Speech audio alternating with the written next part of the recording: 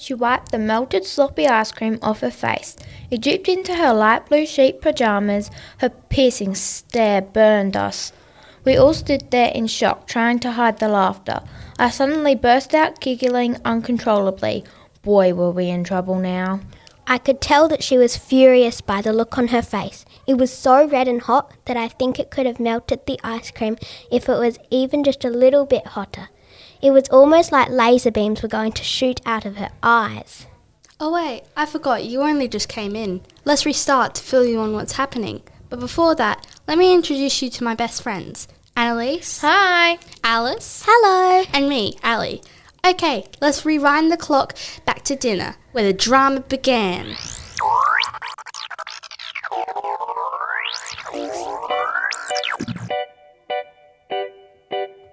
Splat! A brown sloppy ball of what looks to be meat plopped on top of half-cooked pasta.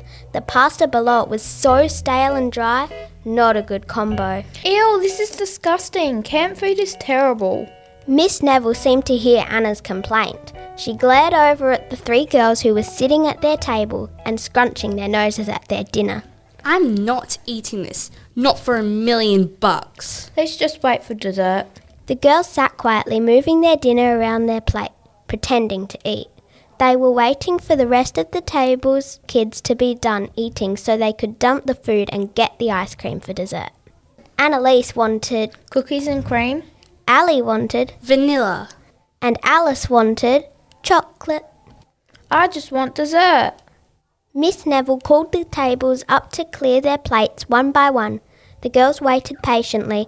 When it was their turn, she called to them and said, No dessert for you three because you didn't eat your dinner and you continued to insult it. This is the finest camp food ever. But miss, I don't like the meat or the pasta. And I'm vegetarian. I can't have this. Then have the vegetarian option. This is the worst. Should we just go? Yeah, this is the worst. Let's just go. As they walked across the grassy oval in disappointment, then Alice got an idea. Her head shot up before she could say anything. Ali started questioning. What should we do? I really want that dessert. Chocolate ice cream is too awesome and good to miss out on. Wait, I have a plan, but we will have to wait until everyone has gone to bed. Trust me, this plan will work for sure. Okay, let's do it. But what should we do while we wait? Pillow fight!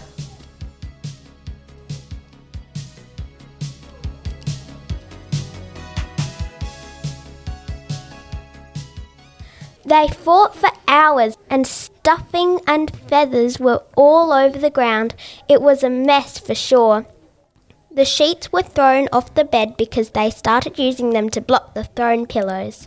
That was fun. Wait, what's the time? It's getting late. It's time to execute the plan. Alice? I think you're right. It's midnight. Surely everyone is asleep. I'll peek out and see. Okay, the coast is clear. All lights are out. Even the teachers. The three friends tiptoed out of the dormitory and onto the cold, squelchy, damp grass hiding behind a big tree. The coast is clear. The girls continued to walk across the grass and then reached the kitchen door. The girls crept across the room all the way to the kitchen. It stank like old bolognese and cold mushy chips. They crouched behind the kitchen counter before spotting the fridge shining in the moonlight. There's the fridge. Let's go. Suddenly they stopped because they heard something down the hall.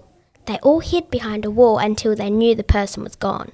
This is harder than I thought. We must be extra quiet. They all crept over to the massive fridge, opened the freezer, grabbed the ice cream as quick as possible and sprinted with the ice cream in hand back out the door.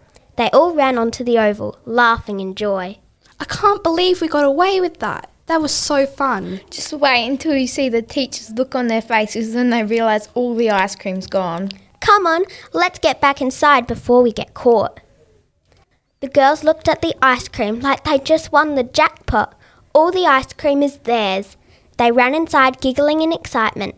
They couldn't contain it no matter how hard they tried. What happens if we get caught? How do we hide the evidence? Well, let's just hope we don't get caught. Now what are we waiting for? Let's dig in.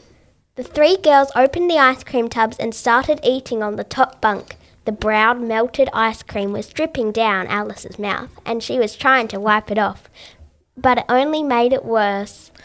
Guys, guess what I just found on the lid? There's a sticky note and it says, Miss Nevel's ice cream, do not touch. Oh well, party time. Ali threw the ice cream up at the roof and it got stuck. Whoops. Alice was hopping down the room in a grey sleeping bag, being silly and funny. Alice, what are you doing? Wait, that looks fun. Can I try? Yeah, of course. Let me just get it off. While she was getting the sleeping bag off, they heard footsteps and doors opening. It sounded like the teachers were checking on everyone to make sure they were sleeping.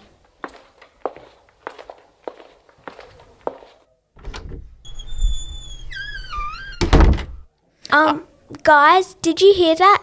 Tell me you heard that. Quick, hide the food. The footsteps are getting closer. Suddenly, the door flings open and Miss Nevel was standing there looking down at the floor where Ali, Annalise and Alice are standing there surrounded by ice cream and feathers from the pillows. Her eye bags were massive. Mascara was smudged around her eyes like she forgot to take it off.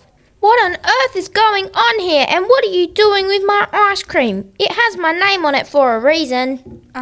Miss Nevel, you might want to look up. Miss Nevel looks up to the roof where Ali is pointing and then suddenly... Splat! Right on Miss Nevel's head! She wiped the melted ice cream off her burning eyes. It looked like steam was coming out of her ears. They had never seen her so infuriated. Ugh! She wiped the slimy melted cookies and ice cream off her face. Her mascara smudged even more. She looked like a mess. The ice cream was dripping down her light blue sheep pyjamas. She flicked it across the room onto Alice's bed. We'll deal with this in the morning. Then suddenly she turned around and slammed the door behind her. She stormed out in a rage. Her face looked like a tomato. There was still ice cream all over her, dripping down her clothes. Once she was gone, the three girls laughed so much that their ribs were hurting.